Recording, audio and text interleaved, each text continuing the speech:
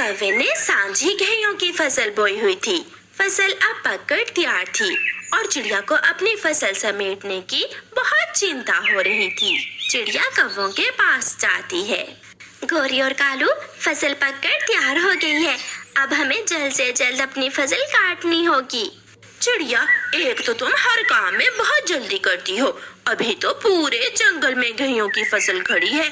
1-2 दिन में हम भी काट ही लेंगे अपनी गेहूं की फसल। मैं लोहार चाचा के पास जा रही हूँ दरांती लेने, और आप शाम तक रस्सियाँ इकट्ठी कर लें। हमारे पास समय बहुत कम है। चिड़िया वहाँ से चली जाती है। कालू जी, चिड़िया तो लोहार के पास चली गई है। क्यों ना हम चिड़िया के आने से पहले पहले सांझी फसल में से कुछ फसल चुरा लें। गोरी, उपाय तो अच्छा है, मगर किसी ने देख लिया तो फिर क्या होगा? जब कोई देखेगा तो फिर देखा जाएगा। ऐसे गोरी और कालू कौवा फसल चुराने चले जाते हैं। कौवा और कौवी जल्दी जल्दी से जाकर फसल काटने लगते हैं। चाचा लोहार पक्षी, मुझे 3 दरंतियां अच्छे से तेज करके दे दे।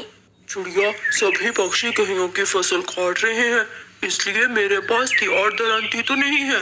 तुम्हें शाम तक इंतजार करना होगा। चाचा लोहार, मैं वहाँ थोड़ी दूर छांव में बैठ जाती हूँ और आप मुझे दरंती तैयार कर दें। थोड़ी दूर चिड़िया एक पेड़ की छांव में बैठ जाती है। चिड़िया नहीं जानती थी कि दुष्ट कौवे तो फसल चुरा रहे हैं। पास से गुजरता हुआ तोता कौवों को फसल काटता हुआ देखकर वहाँ आ जाता है। कौवो, तुम फसल काट रहे हो और चिड़िया कहाँ है? तोते, चिड़िया को तेज बुखार था, इसलिए हमने सोचा कि फसल हम ही काट लेते हैं। क्या बात है, आजकल तो कौवे भी काम करने लगे हैं। तोता वहाँ से चला जाता है। शाम के बाद चिड़िया भी दरंती लेकर आ जाती है। कौवे चुराई हुई फसल से दाना अलग करके दाना अपने घर ले जाते हैं। मैं दरंती घर में रखकर एक बार अपनी फसल देखाती हूँ। जब चिड़िया खेत में आती है तो खेत में आधी से ज्यादा फसल ना देखकर चिड़िया रोने लग जाती है। ये कौन हमारी फसल चुरा कर ले गया? मैं अभी जाकर कौवों को बताती हूँ। चिड़िया जल्दी जल्दी से कौवों के पास जाती है। कौवे अपने घर के बाहर ही बैठे हुए थे।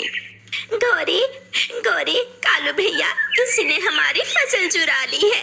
मैं तो चाचा लोहार के पास गई हुई थी और कोई चोर हमारी फसल चुरा ले गया। चिड़िया, अब रोने धोने से कुछ नहीं होगा। जो फसल बची है उसे हम कल काट कर आपस में बांट लेंगे। निराश होकर चिड़िया अपने घर की तरफ जा रही थी कि रास्ते में चिड़िया को तोता मिल जाता है। चिड़िया, तुम क्यों रो रही हो? मैंने कौवों के खेत में सांझी गेहूं की फसल बोई थी। कोई चोर आज आधी से ज्यादा फसल चुरा कर ले गया है। मगर वो फसल तो कौवों ने खुद काटी है। ये सुनकर चिड़िया हैरान हो जाती है। क्या? ये तुम क्या कह रहे हो तोते भैया? मैंने आज खुद कौवों को फसल काटते हुए देखा है। इसका मतलब वो कौवे मुझे उल्लू बना रहे हैं। मैं भी बाकी की फसल कल कौवों से बांट लूंगी और अपनी फसल अलग से काट लूंगी। रात को गोरी कौवी और कालू कौवा अपने घर में बैठे हंस रहे थे। गोरी, आधी फसल चुरा ली और आधी हम चिड़िया से बांट कर ले लेंगे। हाँ कालू जी, सारा काम किया चिड़िया ने और दानों से घर भर जाएगा हमारा।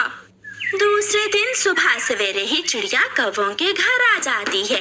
वो घर के दरवाजे पर दस्तक देती है। चिड़िया, इतनी सुबह सुबह ही आ गई हो, थोड़ा सो तो लेने देती हमें। मुझे तोते ने सब बता दिया है। तुम दोनों ने ही फसल चुराई है। मैं अब तुम्हारे साथ मिलकर काम नहीं करूंगी। आप खेत में आकर अपनी फसल मुझसे बांट ले। हाय हाय, कितना झूठा है वो तोता। मैं देख लूंगी उस मोटी चोंच वाले तोते को। मैं घर के अंदर देखती हूँ। तुमने दाने जरूर घर में ही छुपा कर रखे होंगे। ना चिड़िया, अभी कालू सोया हुआ है। अगर तुम घर के अंदर गई तो कालू की नींद खराब हो जाएगी। तुम खेत में जाओ, मैं और कालू तुम्हारे पीछे पीछे आ रहे हैं। चिड़िया खेत में चली जाती है। कालू जी, उस मोटी चोंच वाले तोते ने चिड़िया को सब बता दिया है कि फसल हमने चुराई है। हम उस छोटी चिड़िया से कौन सा डरते हैं। चलो हम खेत में जाकर बाकी की फसल से भी हिस्सा बांट लेते हैं। कौवे खेत में जाते हैं। चिड़िया कबूतर को भी बुला लाई थी। कबूतर भैया, आप ये फसल हमें बांट दें। चिड़िया मेरी बहन, तुम उस मोटी चोंच वाले की बातों में ना आओ। हम फसल काट कर बांट लेंगे। नहीं, मैं अब खड़ी फसल ही बांटूंगी। इस पेड़ से लेकर वहाँ तक की फसल चिड़िया तुम्हारी हुई और यहाँ से लेकर वहाँ तक की फसल कौवों की हुई। ऐसे चिड़िया कौवों से अपने हिस्से की फसल बांट लेती है। कालू जी, आज तो बहुत गर्मी है, चलो घर चलते हैं। हम कल फसल काट लेंगे अपने हिस्से की। कौवे घर चले जाते हैं और चिड़िया अपनी फसल काटना शुरू करती है। शाम तक चिड़िया अपनी सारी ही फसल काट लेती है और फिर अपनी फसल से दाना अलग करना शुरू करती है। रात हो जाती है। चिड़िया खेत में अपनी फसल के पास ही सो जाती है और सुबह होते ही फिर से काम में लग जाती है।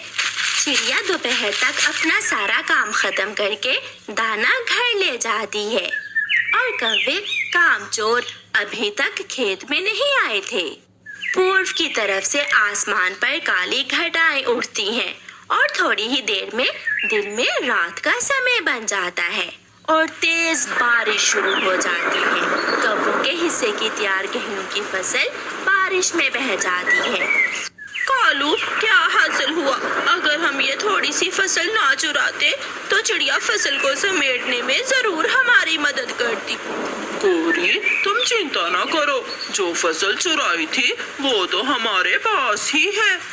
कौवे ने अभी इतना ही कहा था कि उनका घर टूटकर नीचे गिर जाता है और चुराया हुआ दाना भी पानी में बह जाता है और वो दोनों टूटे हुए पेड़ पर बैठकर रोने लग जाते हैं।